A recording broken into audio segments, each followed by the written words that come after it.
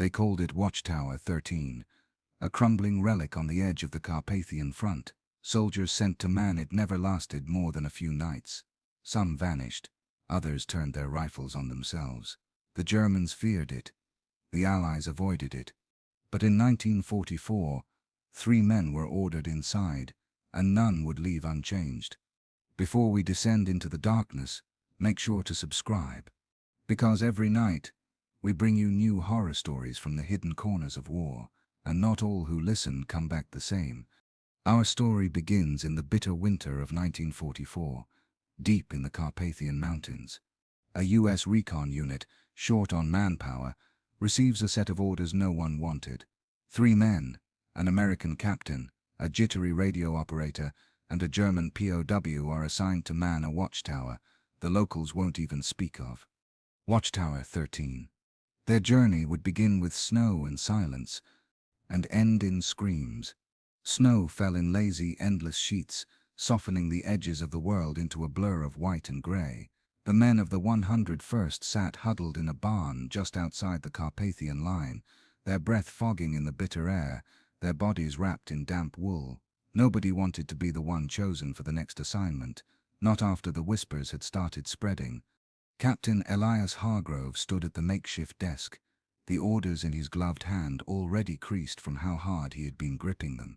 His jaw tightened as he read them aloud, his voice flat but heavy. Captain Elias Hargrove, Private Samuel Asset Connor. And he hesitated, his eyes flicking toward the gaunt German man sitting with shackles loose around his wrists. Sergeant Karl Brenner. A murmur rippled through the barn. Men avoided each other's eyes. No one volunteered questions. Everyone knew. Watchtower 13, Elias said finally, forcing the words out as though they weighed more than lead.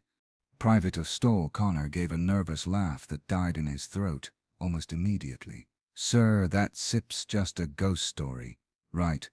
You don't really mean. The captain cut him off with a glare.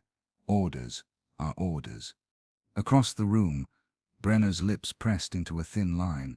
He said nothing, but his pale eyes carried the look of someone who already knew what was coming. A local man, raised not far from here, he'd grown up on the kind of stories the Allies dismissed as peasant superstition. To him, Watchtower 13 wasn't rumor. It was fact. The whispers had been around for weeks. A crumbling German watchtower perched on the edge of a frozen ridge, overlooking a valley that had seen more bodies than trees. Soldiers assigned to man, it rarely lasted. Some deserted, some put rifles in their mouths. Some hung themselves from the rafters, and some were never found at all. The brass didn't care. The front was shifting.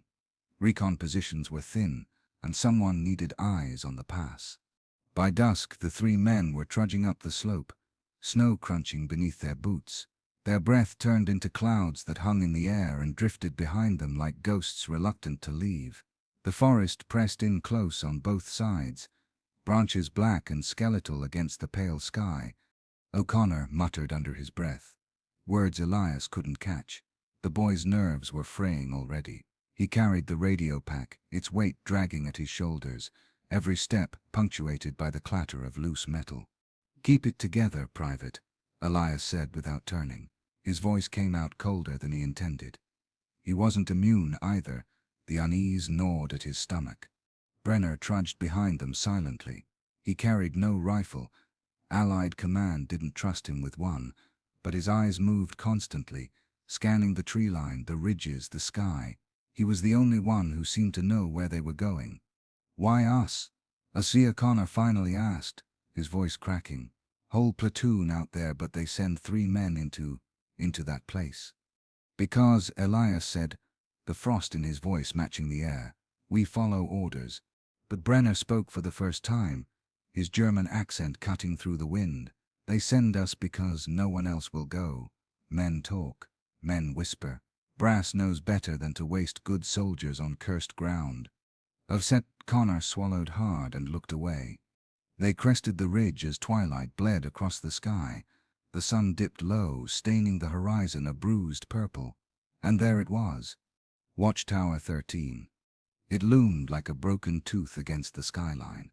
black stone mottled with frost, windows gaping empty like eye sockets. The roof sagged. One side caved in from old shellfire, but the structure still stood defiant, unyielding, as though it had been waiting. Even from a distance, Elias felt something pull at him. The tower radiated presence, a silence thicker than the forest around it, a silence that felt like it was listening. Brenner stopped dead in his tracks. His voice was barely a whisper. "It is waiting." Oh, Sit Connor shifted uneasily, hugging the radio straps to his chest. "What is?" Brenner didn't answer. The wind cut across the ridge, carrying with it a sound Elias almost mistook for a scream. But when he turned, there was nothing, only the tower, looming closer with every heartbeat. They walked the final stretch in silence, snow crunching, breath ragged, each man caught in his own private fear. When they reached the base of the tower, Elias paused.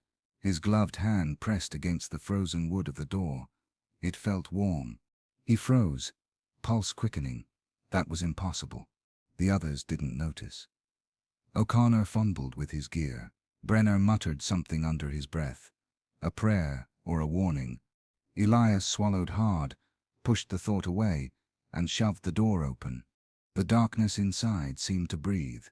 The door gave way with a brittle groan, a splintering exhale that sounded too much like relief. Elias stepped in first, lantern held high. The light licked across a narrow entry chamber where stone met rotten timber. Cold air poured over them from the stairwell like water siphoned from a well, carrying the smell of old smoke, rust, and something sour beneath it. Fat gone rancid, meat left too long in a cellar. Atuz Connor hesitated on the threshold. "Jesus, Mary, and Joseph," he whispered, shouldering the SCR 300 off one aching shoulder and setting it gently down. The radio SEP's metal casing thumped on the wood planks, echoing up the spine of the tower. "You sure this place is empty, sir?" "Empty enough," Elias said. He didn't believe it. The darkness clung to the corners as if pinned there, retreating only grudgingly from the lantern's glow. Brenner moved in last, eyes everywhere. He traced a finger along the stone wall, then showed his glove to Elias. "Shah, someone burned fires here," he said softly. "Not long ago." The room's far side opened into a circular tower.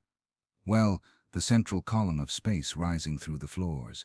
A ladder once clung to the stone like a spine, but now only half-rotted rungs jutted from the wall, broken and blackened. A set of steep wooden stairs hugged the curve, angling up to the second level. Every step looked like a question. Elias swept the lantern. Spent rifle casings winked in the dust. A square of canvas lay in the corner, under a drift of snow that had forced itself through a cracked, arrow-slit window. Beneath the canvas lay the outline of a crate. The stenciling, barely visible, was German, munition and empty. "Somebody dug in," Acept O'Connor muttered, kneeling by the crate, then left in a hurry. "Or didn't leave," Brenner said. He had crouched at a darker smear by the base of the stair, old, brown-black, soaked into the grain. The shape wasn't a pool. It was a dragging line leading upward, as if something had been hauled step by step to the higher floor. "Blood," Elias said, the word flat. The three men listened. Above them, the tower ticked with settling timber and ice. Far off, wind moaned down the stairwell as if it were a throat. Somewhere in the stone, a faint tapping announced the slow death of a thawing icicle. "Let's clear it," Elias said. Procedure steadied him. Corners first, levels in sequence, announce, check, move. He holstered his 1911 and raised his M1 carbine. O'Connor slung the radio again with a pained grunt and drew the .45 from his hip. Brenner, unarmed, took the lantern without comment. The first stair rasped under Elias's boot. It held. They began to climb, hugging the curve of the wall, weapons angled up at the black circle of the second floor. Dust lifted, thin and grey in the lantern, as if the air were an old blanket shaken for the first time in years. The second floor opened into a ring-shaped room with firing slits cut at the cardinal points. The wind hissed through them in four thin voices. A crude table had been fashioned from door planks and propped on ammo crates. On it sat a cracked enamel mug and the heel of a loaf, petrified into something like stone. Elias pressed a thumb into it. It resisted like bone. O'Connor stepped to a slit and looked out. The valley fell away in a white bowl, the tree line black at its edges. No movement, no patrols, no columns, just a winter that looked like it could swallow a man whole and not even burp. "Sir," Brenner called quietly. He was kneeling again beside a series of carved gouges in the table's rim. Not letters, tally marks. 4 vertical cuts crossed by a fifth. 5, then 5, then 5. He counted the bundles under his breath. 31, he said. A month. Someone marking days. He moved the lantern, and the tally marks changed. Notched between some of the bundles were small symbols, crooked loops, little crosses, triangles interlocked with circles. Elias frowned. "Unit ciphers." Brenner shook his head. "No unit, I know." He touched the looped figure and withdrew his hand. "Folk marks. Old ones." "Witchcraft?" O'Connor asked, trying to sound like he was joking and failing. "Warding," Brenner said. "Or binding." They searched the rest of the level. A heap of blankets sour with mildew, an overturned Feldflasche canteen, a journal whose pages had fused into a grey brick. Near the stair to the next floor, they found a rope coiled neatly, new hemp against ancient timber, as if placed there recently. O'Connor stared at it as if it were a sleeping snake. "Leave it," Elias said. He didn't like how the coil seemed to breathe with the draft. The climb to the 3rd floor felt longer. The steps flexed and complained, but the tower held, as though eager to usher them upward. Elias's legs burned. On the landing, his boot knocked something that clinked, a tiny metal St. Michael medallion on a snap chain. O'Connor bent to pick it up, then quietly slipped it into his pocket. The 3rd level had once been a proper watch room. Slit windows widened to narrow arches. A broken field telephone hung from a nail, cord torn. A map, German military grid, was pinned with a bayonet to the wall, the paper crisped at the edges by old heat. A charcoal circle had been scrawled around the tower's position, lines radiating like a child's sun. Elias tugged the bayonet free and unpinned the map. The back of the paper carried faint graphite impressions, writing pressed so hard it ghosted through. He squinted in the lantern's swing. "Nika runter Zane. Don't look down." "Sir?" O'Connor said from the window. "You should see this." Elias joined him and looked. The ridge they had climbed was the same, the valley the same, the thick black seam of forest the same, but in the snow directly below the tower, where their own tracks should have been alone, were others. He followed the prints with his eyes. Boots, many pairs, pacing, circling. Some led to the base of the tower and stopped. Some led away into the trees and never returned. A few, disturbingly, ended at nothing, as if their owners had simply evaporated mid-step. "No fresh snowfall to cover those," O'Connor whispered. "They sit new." Brennersip's face had gone tight. "Not new enough," he said. "See there." He pointed past the freshest prints to a darker discoloration, in snow like bruised ice. Blood, thawed and refrozen. Elias folded the map. "4th level," he said. "Then the roof. We clear. We set watch. We hold till morning. Radio a sit rep and request relief." It sounded sane when he said it. Almost easy. The 4th stair groaned like an old man. Halfway up, the cold deepened, a step function drop of 10 degrees that tightened their skin. Their breath fogged so thick, it felt like cloth across their faces. Brenner's lantern guttered, then recovered, flame shrinking to a blue nub before it flared again. The 4th floor proved smaller, more enclosed, an attic throat beneath the collapsed roof, ribs of broken rafters leaning in. Snow had sifted into dunes along the wall.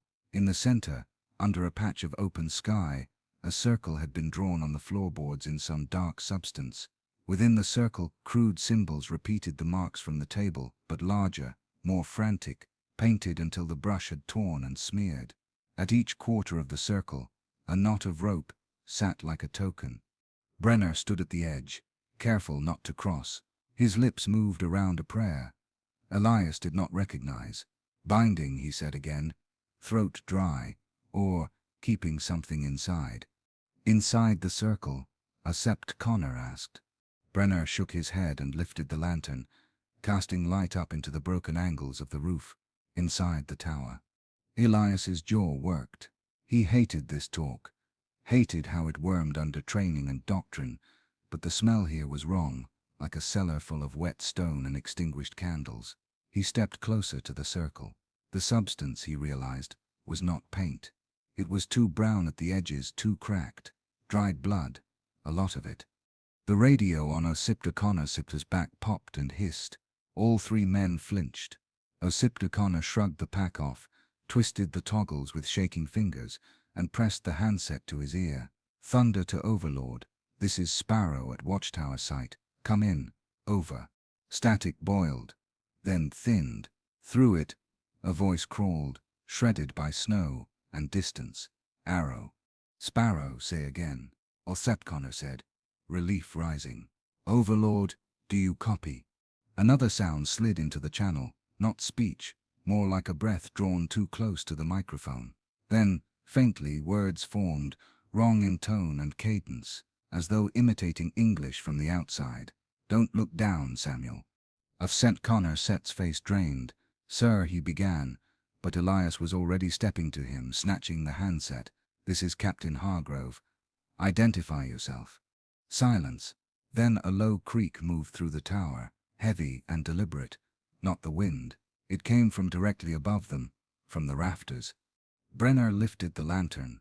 Its light found a beam thick with frost, and a rope looped over it.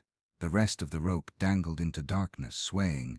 At its end, unseen beyond the lantern's reach, something gently rotated. The faintest tap sounded as it brushed the floorboards. Osipta-Connor swallowed hard.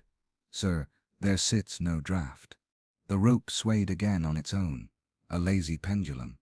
Then a shape drifted into the lantern's light, the bare outline of boots, inches off the floor. The toes pointed down.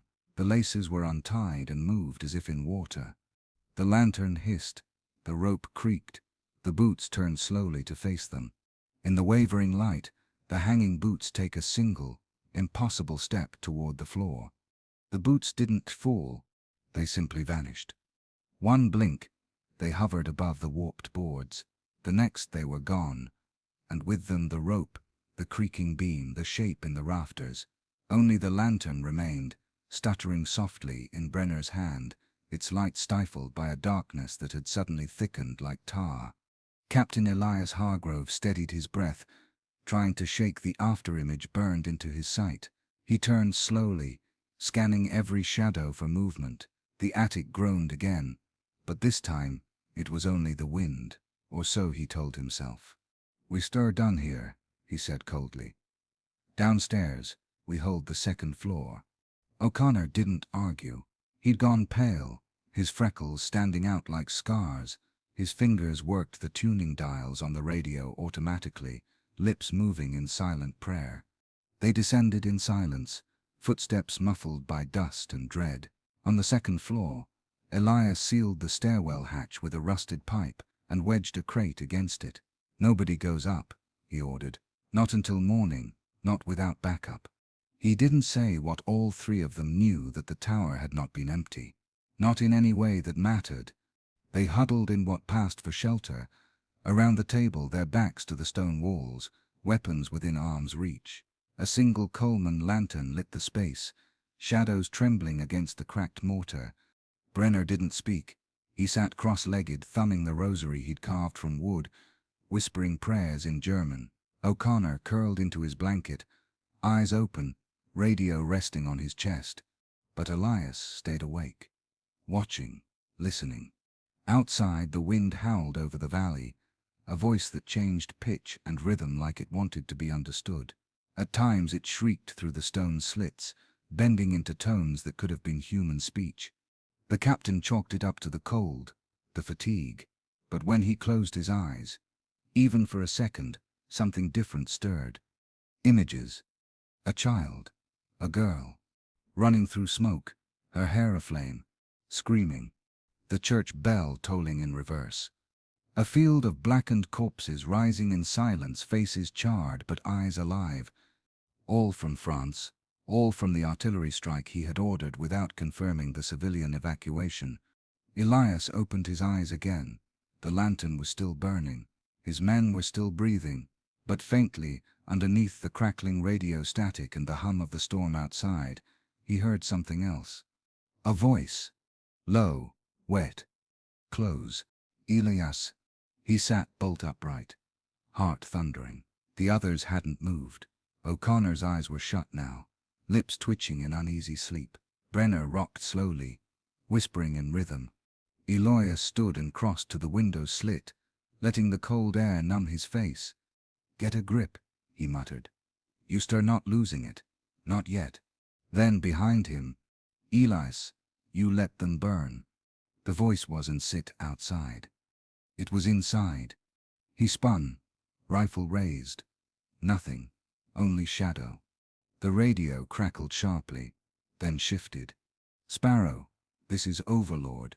Come in." Elias lunged for it. "This is Watchtower. We read you. Requesting immediate." The voice interrupted. "Not military, not even human. Come up." The signal cut to static. From across the room, O'Connor bolted upright, screaming. Elias rushed over, pinning him. "Sam, wake up!" Aset Connor gasped like a drowning man. His eyes darted wildly. "She was here," he choked. "My ma, she was in the tower. She said to come upstairs. She said Seth's waiting." "You were dreaming." No, I swear she was right here." Elias looked at Brenner, who still hadn't moved. His lips had stopped mid-prayer. His eyes were wide. "What did you see?" Elias demanded. Brenner finally spoke. "I heard my brother Sip's voice," he said, calling from the 3rd floor. "He didn't, Sip, look up. Sip's been dead 2 years." Athad Connor turned toward the stairs. "We should go check, just in case." Elias grabbed him hard. "No one is going upstairs. No one, you understand?" Avra Connor's face twisted into something like grief. "But what if she sits?" "She sits not." The silence after that was worse than the wind. Each man took a corner of the room. The lantern dimmed, the temperature dropped again, enough that ice began to crust around the inside edges of the window slits. Somewhere above them, the wood groaned. Then another sound. Faint, deliberate, footsteps. Pacing, slow and rhythmic, just above the ceiling. Brenner stared at the beams. "There is no floor above us, only the attic." Elias chambered around. "Then whatever sits walking up there doesn't need floors." The radio crackled again, then impossibly, played the sound of a rope stretching, wood creaking under strain. O'Connor began to sob. "I don't want to die up here, sir." Elias sat back against the wall, eyes on the stairwell. The hatch remained closed, the crate unmoved, but the tower didn't care. It didn't need permission.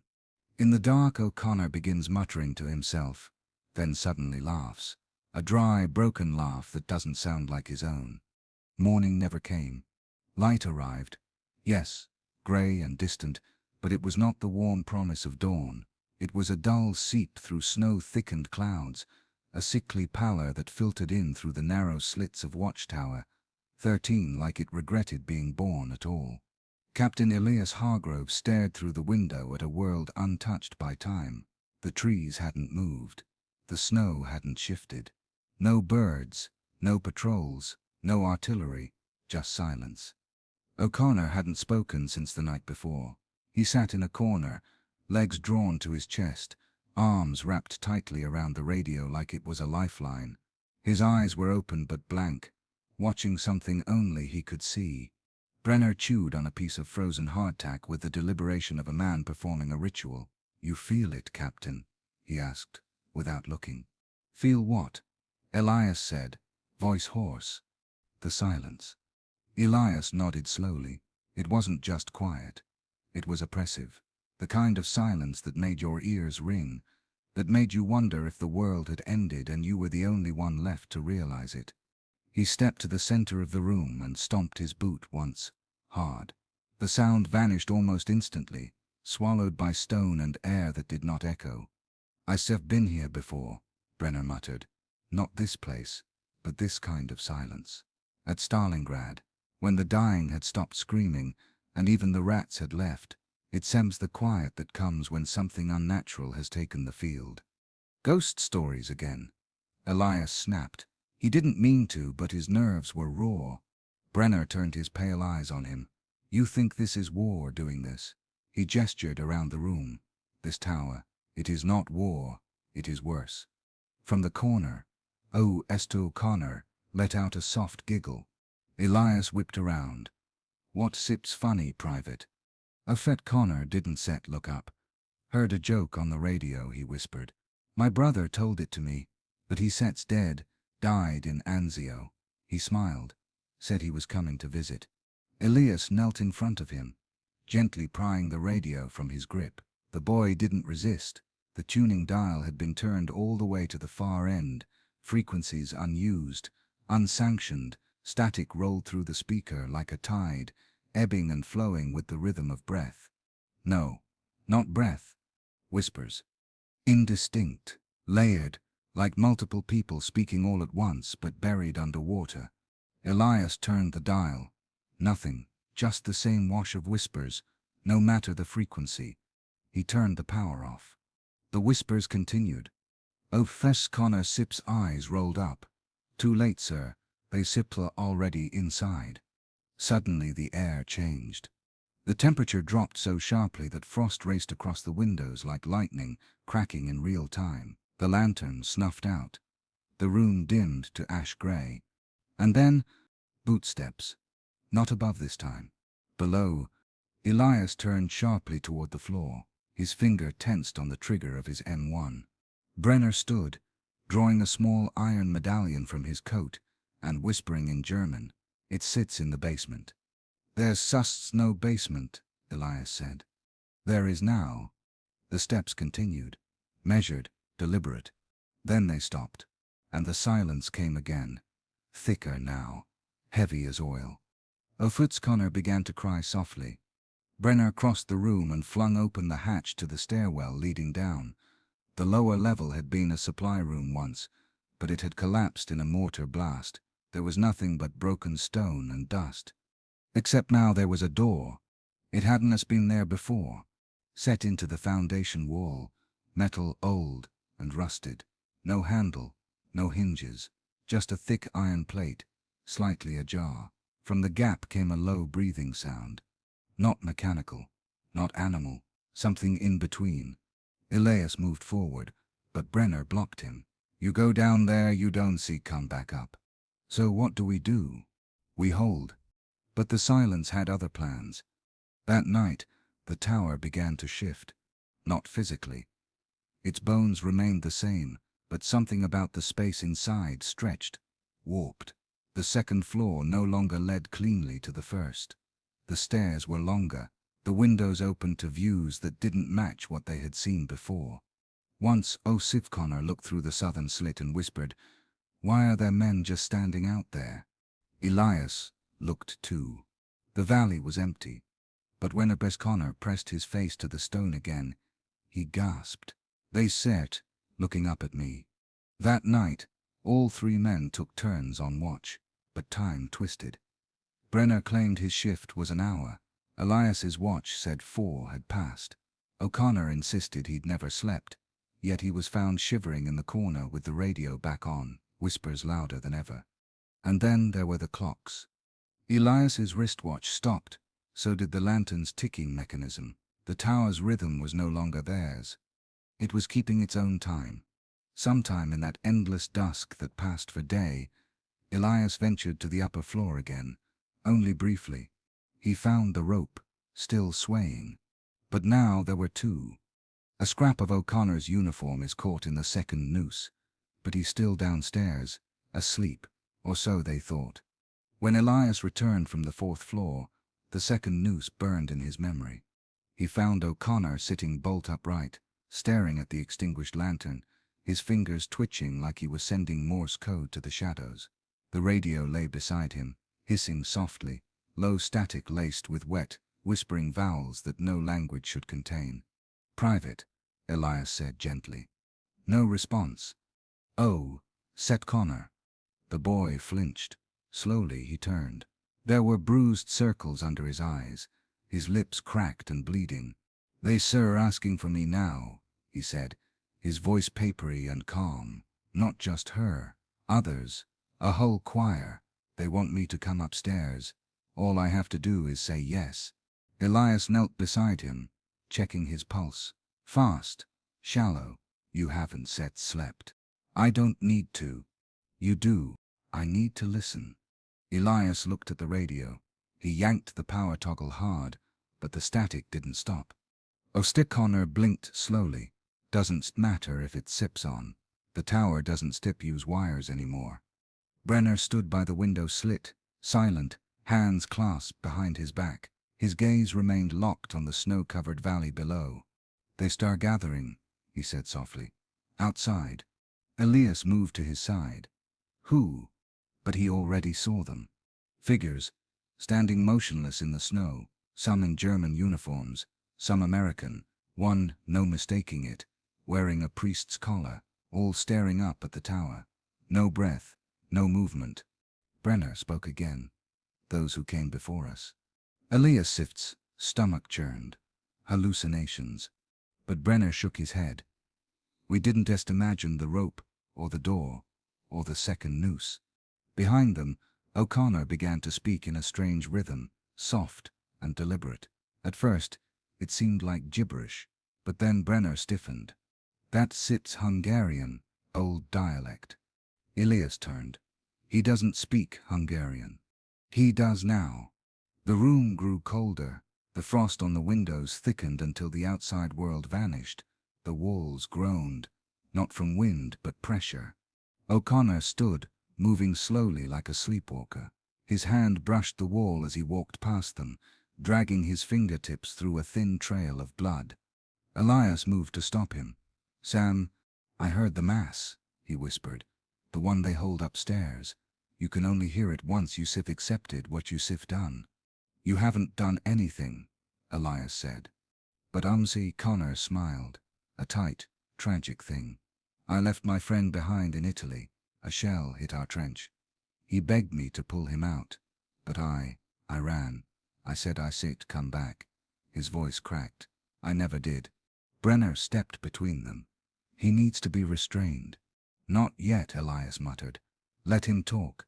O'Connor walked to the stairwell hatch. The crate was still pressed against it, but the hatch was open. It had opened on its own.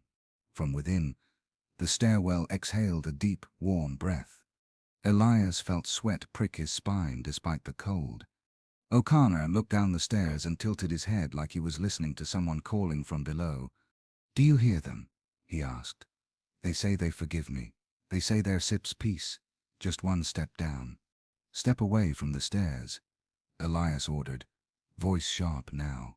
But the boy didn't move. Brenner drew the iron medallion again. "Oh, sit Connor," he said firmly. "Those voices are not from your friend, or your mother, or anyone you knew. They wear their voices like skin.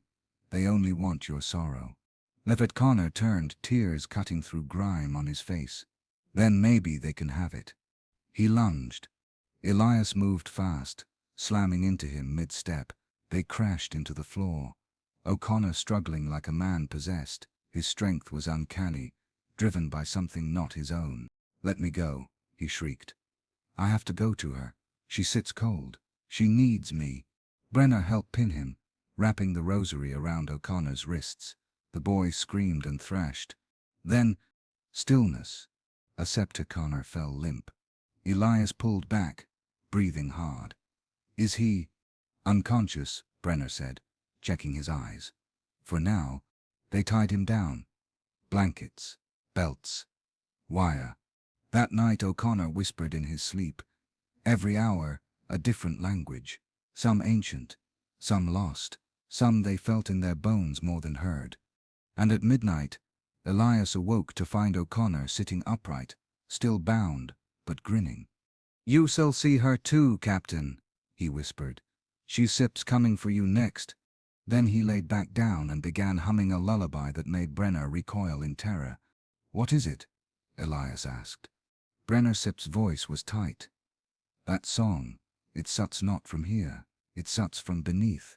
Elias didn't just ask what that meant, because he understood. In the morning, a set, Connor is gone. The ropes are untied. The stairwell is open, and written in blood on the wall is a single phrase. She is always upstairs. The blood was fresh, still warm, still wet. The words scrawled across the stone in thick red streaks seemed to breathe in the flickering lantern light. She is always upstairs. Captain Elias Hargrove gripped his rifle tighter. His eyes scanned the room, but there was no sign of O'Connor. The wires that had bound him lay coiled in a corner, untouched, no signs of struggle, no signs of violence, just absence. Brenner crouched by the hatch to the stairwell. He placed his palm flat against the floor, closed his eyes, and whispered something in German that sounded more like a warning than a prayer. He went up, he said, willingly. Elias didn't respond.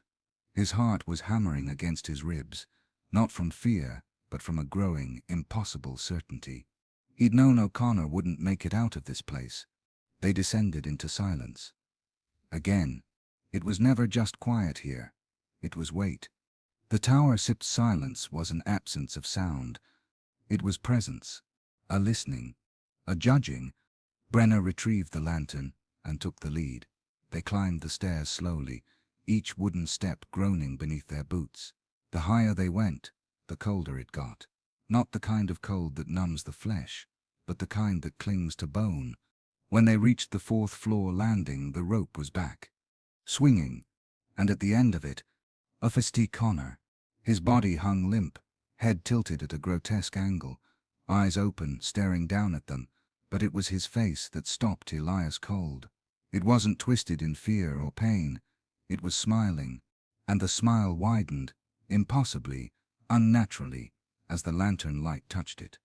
Elias recoiled. God, he didn't tie that rope himself, Brenner said quietly. The noose creaked.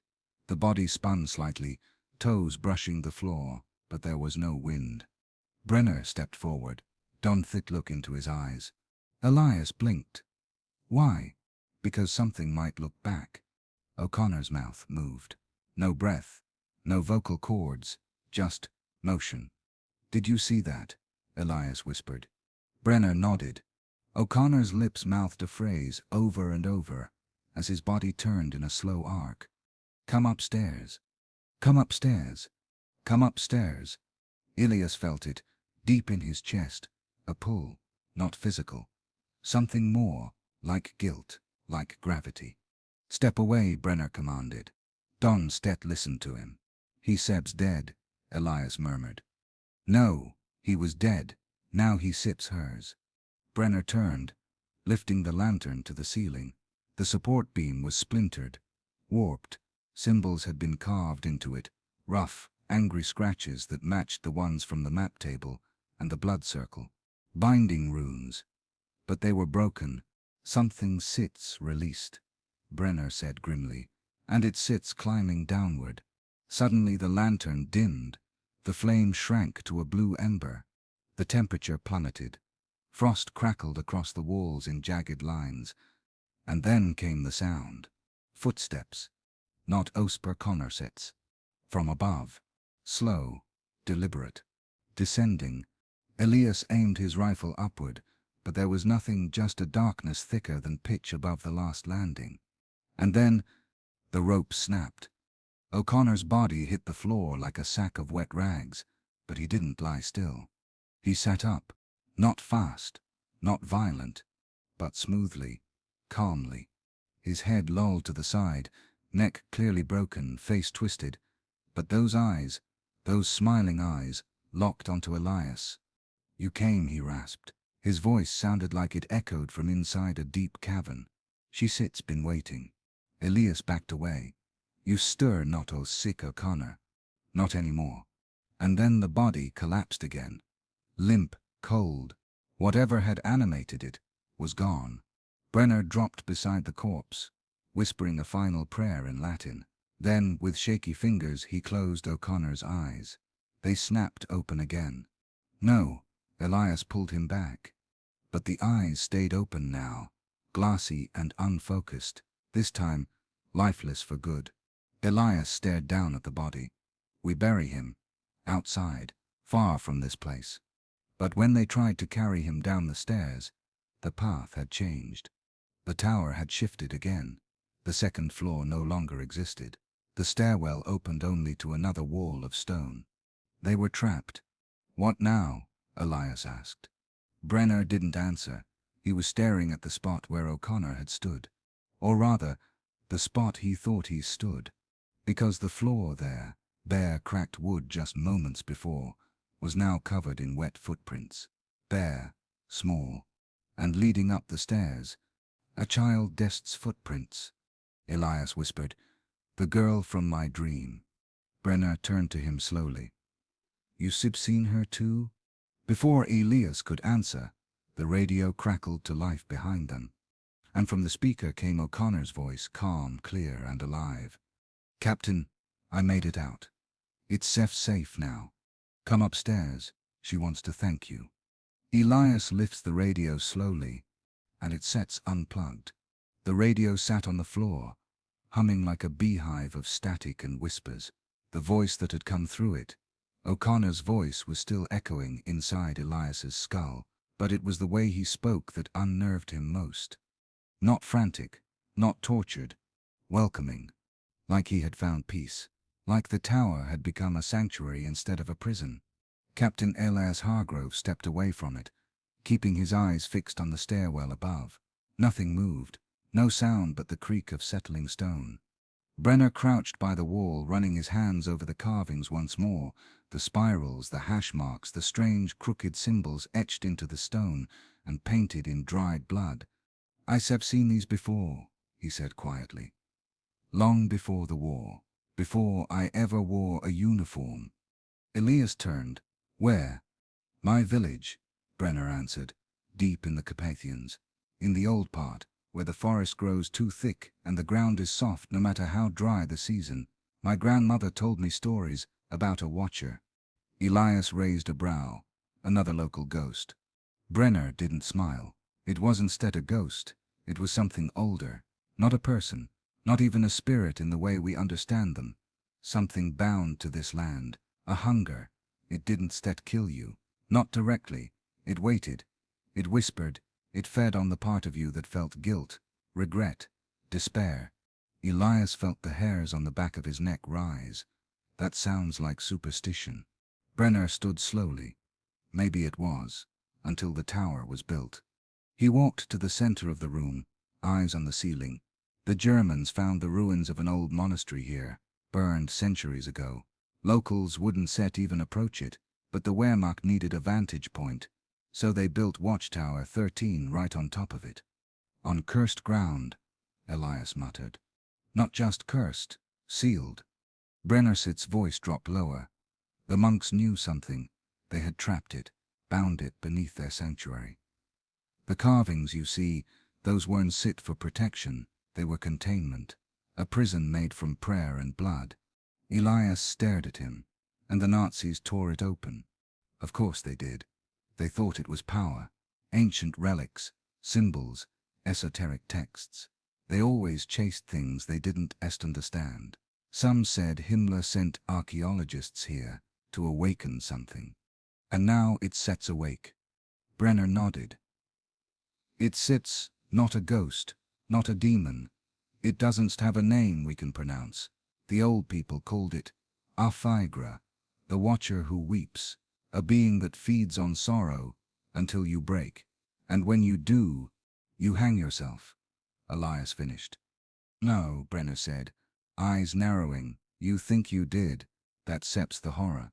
You still believe you had a choice." Elias turned back toward the stairwell. The air at the upper level had grown heavier, like walking into humidity without warmth. "So O'Connor," he said. Brenner answered flatly. "Was already dead before the rope found his neck. The watcher stripped him bare, filled the hollow with her voice. That sips what she does.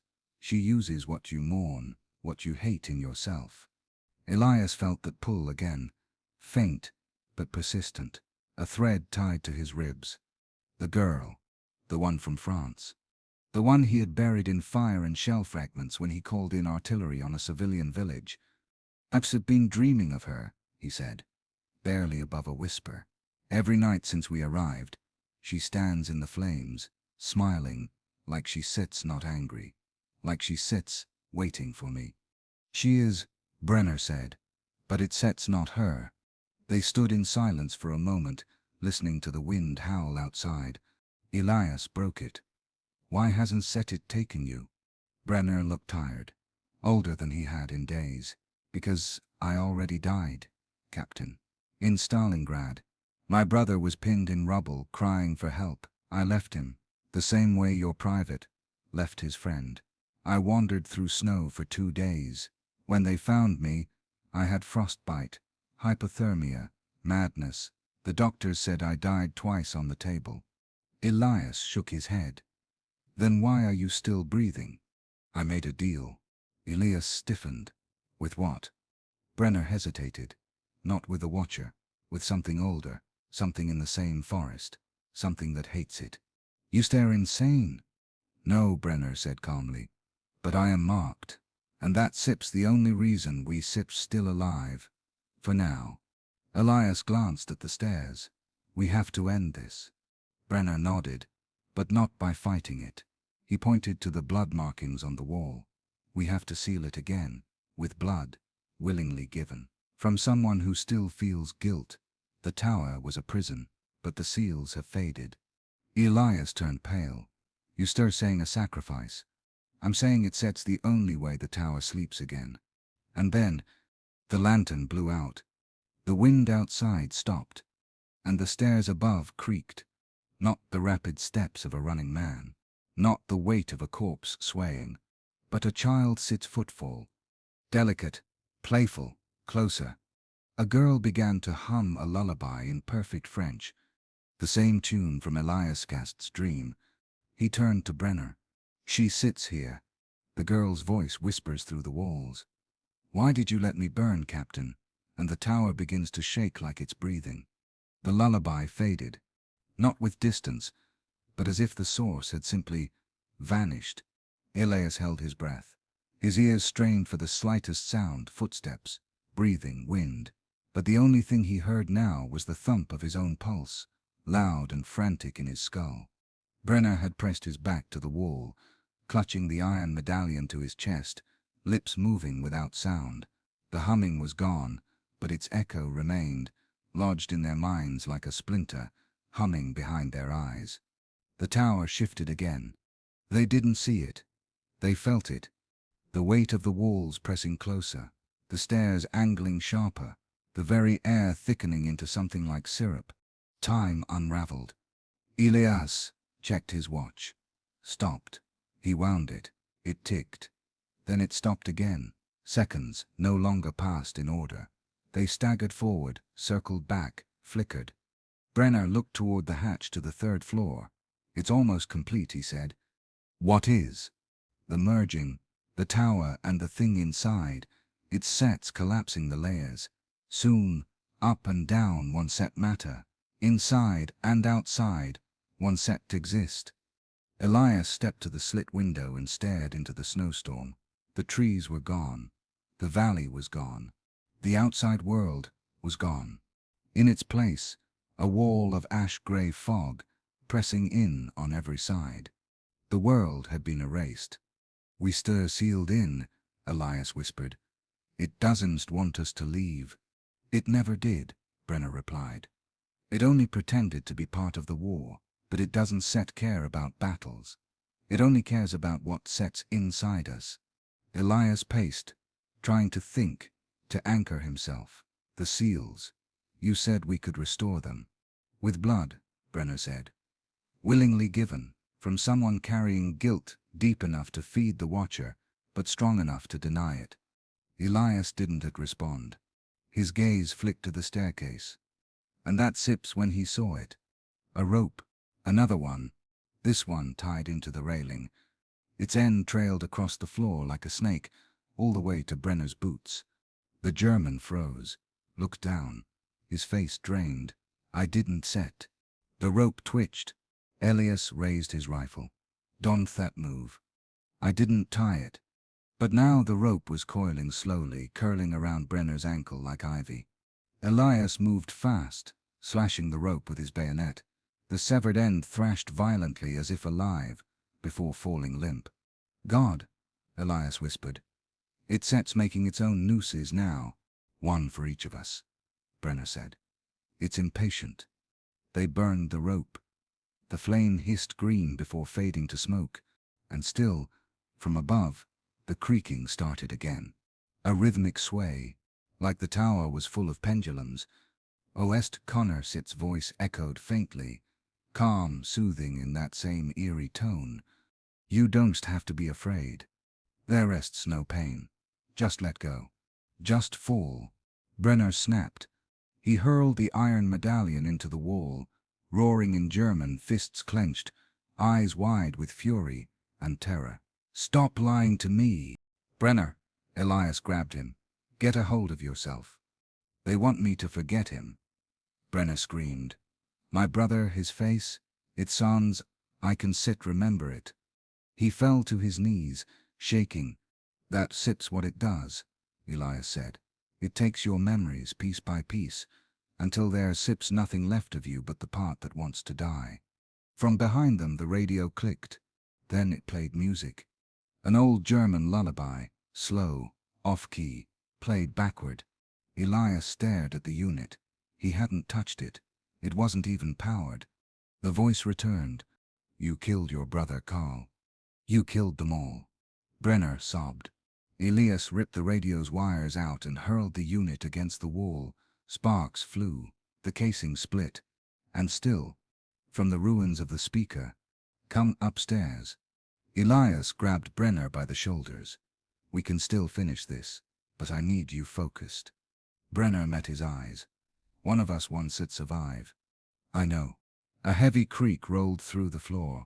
They turned as the tower's structure shivered violently. Dust falling from the beams, stone shifting like teeth grinding in a jaw. The stairs split. Steps widened, warped like melted wax. The distance to the upper floor no longer looked human. It stretched into blackness. And from it came the voice of a child. You said you saved me, Captain. Why did you lie? Elias hissed, breath caught in his throat. Because he had said that, in France, to the little girl hiding behind the stone altar. And then he called the strike anyway. Is she real? He asked. Or just my guilt? Yes, Brenner said. She sips both. The ropes had returned. One wrapped loosely around a wooden chair. Another hung lazily from the rafters. A third, half-knotted, lay at Elias's feet like an invitation. The tower was offering options. It was ready. The radio flickers again. This time, in Elias's own voice, she sips waiting for you upstairs. And she forgives you, but only if you come alone. The rope lay still. The nooses waited. The stairwell above looked like a throat carved into the bones of the tower, dark, wet, yawning open for a man's final steps. Captain Elias Hargrove stared at the twisted beam above. There were now 4 nooses swaying in the cold air, each in a different state of completion. One was knotted tight, one frayed, one coiled like a snake waiting to strike, and one, loose, inviting. Brenner sat against the wall, head bowed, eyes dull. He hadn't spoken since the tower whispered in his brother's voice. Elias couldn't blame him. There were some voices you never expected to hear again. Some wounds you thought were too old to bleed. But in Watchtower 13 the past didn't stay buried. It walked. It whispered. It remembered. He moved to the table and sat, resting his sidearm in front of him. The metal was cold against his fingers, but familiar. Real. Brenner finally looked up. It wants you now. I know. You've heard her. The girl. Elias nodded. Since France. Brenner's voice was barely a whisper. Tell me. Elias closed his eyes. The words came slowly, like rot rising from deep water. There was a town, he said, occupied by the Wehrmacht. We got intel they were building a forward listening post in the bell tower of the old church. Command gave me discretion. I had a choice: send a squad in, or call artillery and level the block. He paused, voice thick. There were civilians still inside. We weren't sit sure how many. I didn't sit wait. I gave the coordinates. The fire fell within the hour. Brenner said nothing. Elias continued, his eyes haunted. We searched the rubble after, found her buried beneath the altar, 9 years old, clutching a stuffed bear, burned, but still whole, like she waited to be found. He looked up. She smiled at me, as they zipped her in the bag, and I've seen that smile every night since. Brenner finally spoke, and in here she speaks. Elias nodded. She tells me she sits cold, that she forgives me, that she wants me to join her. But that's not really her, Brenner said. That's the Watcher, wearing her like a mask. I know, Elias exhaled, but I still want to believe it is. A long silence settled between them. Then, slowly, Elias stood and walked to the wall. He pulled his combat knife from its sheath and rolled up his sleeve. Without hesitation, he drew the blade across his forearm, deep enough to bleed, not deep enough to die. The blood dripped onto the floor, pooling near one of the faded symbols etched into the stone. The moment it touched, the symbol pulsed. Brenner's eyes widened. You remember the seal? It remembered me. Elias knelt and began retracing the rune, using his own blood as ink. As he worked, the tower groaned, not from structural stress, but resistance. It didn't want the seals restored. A cold wind blasted through the room, though no windows were open. The lanterns blew out. The radio hissed. The walls vibrated like lungs gasping. Then, from the upper stairwell, a voice. Feminine, soft, young. Captain Elias, why did you leave me? He froze. Brenner whispered. It's such not her. I know. Elias rose, blood still dripping from his arm. He looked toward the stairs. But I need to see her anyway. Brenner stood, unsteady. You go up there. You may not come back. Elias gave a grim smile. Maybe I am not supposed to. He climbed, slowly, each step heavier than the last. The wood groaned. Shadows danced along the walls. As he reached the top, the darkness parted. There she was, standing barefoot in the center of the tower's ruined attic, a little girl in a singed dress, blonde hair matted with ash, eyes too large, too knowing. She held the scorched remains of a stuffed bear. I waited for you, she whispered. Elias's knees nearly buckled. He dropped the rifle. I suppose I'm sorry, he said. I was scared. I didn't think. I didn't wait. She took a step closer. The room seemed to tilt with her movement. It's warm up here. You feel the fire again. Elias looked at her. Really looked, and saw it. The subtle twitch. The flicker of shadow behind her eyes. The way her smile didn't reach her cheeks. He knelt and whispered, You saw not her. You never were. The girl tilted her head. The bear in her hand split open, revealing teeth, rows of them, jagged and twitching. Her eyes turned black. The rune fell away. Elias found himself floating in pitch. The walls gone, the stairs gone. Only her voice remained. You don't have to fight. Just let go. Hang yourself. Like the others, Elias looked down at his sidearm, at the knife, at the rope hanging from the beam, but he didn't reach for any of them. He reached for his arm, the blood still flowing. He pressed it to the center of the tower, where the old monastery seal had once been carved, and screamed. Not in pain, in defiance. I remember her, he roared. I remember all of them, and I not giving you a single goddamn more. The darkness howled. The floor cracked, and the tower screamed back. The beam above Elias snaps. The noose falls, but instead of catching his throat, it catches fire. The seal glows beneath him. The Watcher shrieks, burning in its own hunger. The seal burned white hot under Captain Elias Hargrove's hand. The Watcher howled, not in pain. Pain was too human. It screamed like a choir of dying stars, like guilt being torn from bone. The ropes above hissed as if boiling, black smoke unraveling from their fibers. The attic floor cracked with the pressure of something leaving, not escaping, but being driven out. Elias collapsed to the boards, gasping. Blood still streamed from his arm, but the pain felt distant. Below him the tower trembled like a dying creature. Brenner watched from the second floor, clutching the carved rosary with blistered fingers. He had heard the scream, felt the shift, the moment something ancient lost its grip, if only for a breath. Then came the whispers again, but softer now, angrier, desperate. The voice that emerged was not O'Connor's, nor the girl's. It was his brother, Sess. "Carl, why didn't Set you dig? Why did you run? I was still alive. You let me die." Brenner Steck's eyes shut tight. "You stir not him. You never were." But the voice twisted, grew wet, heavier.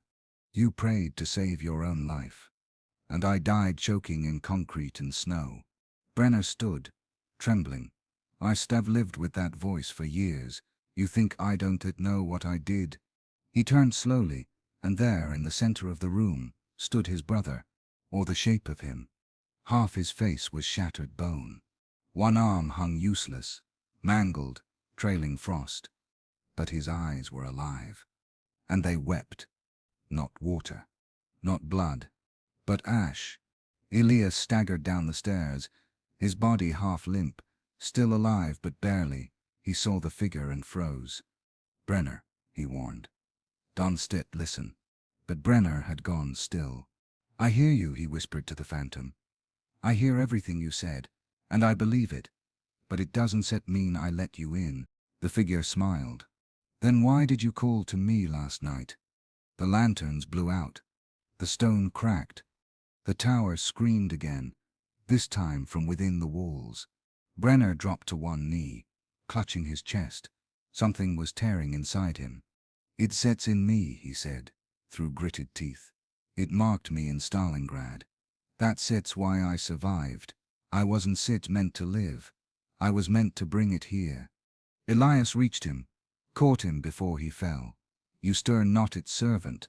You have held it back this long." Brenner looked up, eyes glowing faintly, not possessed, but lit from within by something old. "I think that was the deal. It lives where regret festers, and I have enough to feed it for 1,000 winters."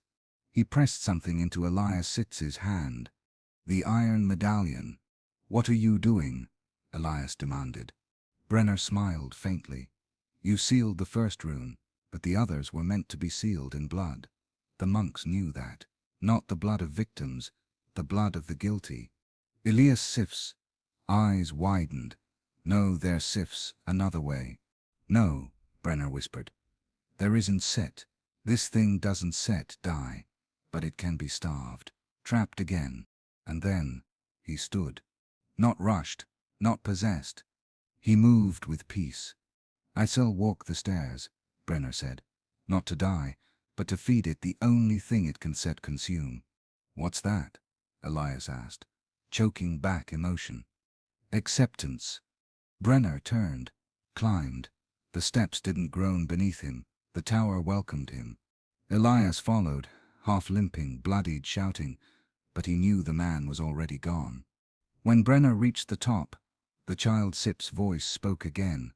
"Do you forgive yourself, Carl?" And Brenner answered, "No, but I don't need to. I just need you to shut up."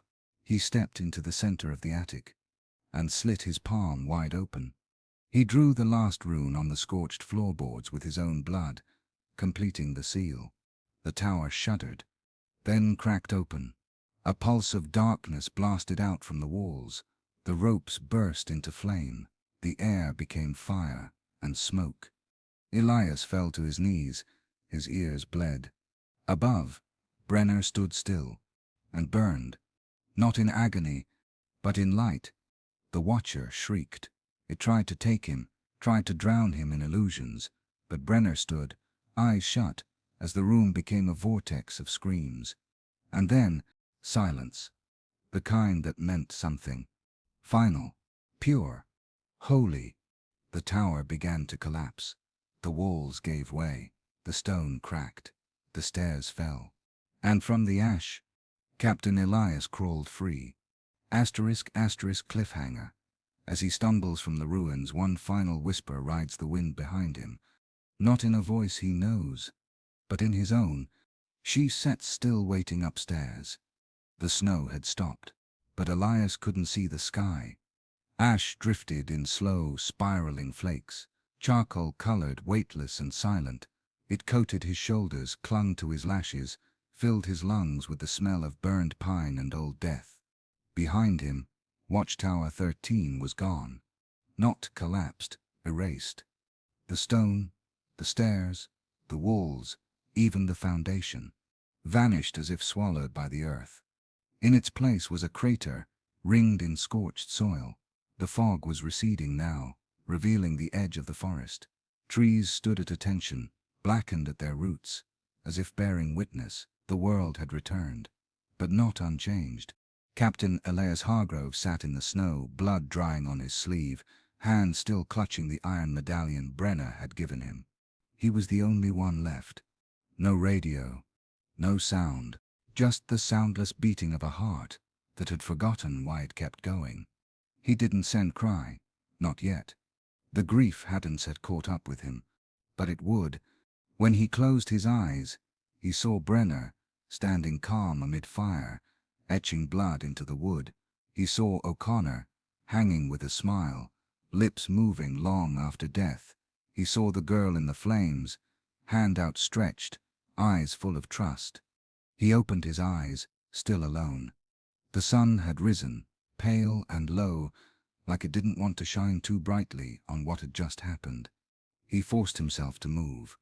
Each step was a command. Each breath a rebellion against the thing that had tried to own him. He walked until the crater was behind him, until the trees opened to a road, muddy, narrow, half frozen, and there, half buried in a drift, was the radio pack. A fur Connor must ever dropped it before. Elias knelt, fingers trembling as he brushed frost from the unit. The wires were frayed, the speaker cracked, but it powered on. Static. He adjusted the dial. More static. Then, a click. A voice. His own. Captain Hargrove. This is Sparrow. Watchtower is compromised. Only one survivor. No hostiles remain. He froze. That wasn't him speaking now. It was recorded. Repeat. One survivor. Mission failed. Watchtower 13 is gone. The voice cut. Then another. A child's. Soft. In French. Why did you leave me behind, Captain? He dropped the receiver like it burned him. The fog was gone now, but the shadows inside him remained. He kept walking. Miles passed in silence. No patrols, no planes, just the crunch of boots on frozen ground. Eventually he found a ranger post, abandoned. Inside was a stove, a cot, and a broken map of the sector. He collapsed onto the floor, letting exhaustion claim him. But sleep didn't that bring peace. It brought the tower. In the dream he stood once more at the top. The nooses waited. The girl waited, but this time she didn't speak. She only looked at him with eyes full of sorrow. Not malice, not guilt, just sorrow. He stepped closer, heart pounding. Am I forgiven? He asked. She shook her head. Do I deserve to be? He asked. Still, no answer. And then she turned, walked up the stairs, but there were no stairs left. Only blackness, a void, a spiral vanishing into forever. He followed, and woke screaming. The room was cold, the stove was dead, but the iron medallion still hung around his neck, warm to the touch. He didn't know how long he lay there. Hours, days. Eventually voices came, real ones. Allied scouts. They found him half-starved, frost-bitten, eyes wild with fever. He didn't tell them the truth. He told them there was an ambush, that Watchtower 13 was shelled, that he was the only one left. They nodded, wrote reports, gave him rations, sent him home. But he never went home. Not really. They gave him a medal, a commendation. They called him brave. Said he survived hell. They didn't know hell had followed him. He drinks now, only at night, never enough to forget, but just enough to keep the voices down. He lives alone. He doesn't talk about the war. Doesn't talk at all, really. But sometimes, he still dreams. Of the tower. Of the girl. Of the nooses. And of the stairs that still rise, even when they shouldn't. Because something was left behind. Something that watched. And waited. One final night, years later, Elias wakes to the sound of wood creaking upstairs, in a house with no second floor. The sky above the Carpathians remains cold and pale. The forest has regrown. The crater is hidden beneath layers of moss, frost, and time. There issues no map that marks Watchtower 13. No record, no ruins, just stories. A patrol once claimed they saw the stone outline of a structure through the fog. When they went to investigate, it was gone. Others, mostly drunk veterans and traumatized survivors, have spoken of a tower that appears only in dreams, always the same. A crumbling spire, the sound of ropes swaying, a voice from above saying, "She sept's waiting upstairs." They say if you climb the stairs in your sleep, you don't wake up. They say that those who do wake, come back changed. Captain Elias Hargrove never spoke of Watchtower 13 again. Not when he left the army. Not during the tribunal. Not even when a journalist came asking questions about missing soldiers in the winter of '44. He simply said, "Some places don't want to be remembered." He lived for 12 more years, in silence, alone. No wife, no friends. Only the medallion, and the nightmares. One spring morning he was found dead in his home. Heart failure, they said, nothing suspicious. Except for one detail. In his final hours, neighbors swore they saw a light in the upper window of his home. But his cabin was one story. No stairs, no attic, no second floor. And when they entered his room, the window was open. A rope hung from the ceiling beam, but there was no beam there before. They buried him with full honors. A hero, a survivor. The last man to walk out of Watchtower 13, or so they believe. The watcher remains. Some say the tower was a German experiment gone wrong. Others say it was a holy site, corrupted by war. But the locals, those who still believe in the old legends, they tell a different story. They say something sleeps beneath the Carpathian earth. Something ancient. Older than blood. Older than guilt. Something that feeds on the ache in men's souls.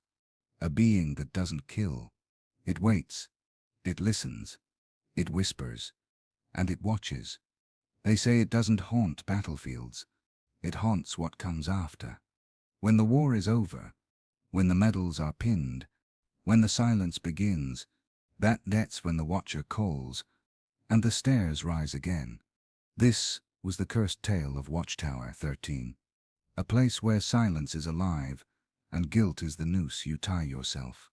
If you made it to the end, soldier, you survived something few ever do. Subscribe to this channel, if you dare to return tomorrow night. Because every evening, we bring you another story of horror, war, and the things that wait in the shadows of forgotten battles. Until then, stay away from the stairs. And whatever you do, don't listen when she calls your name. Thank you.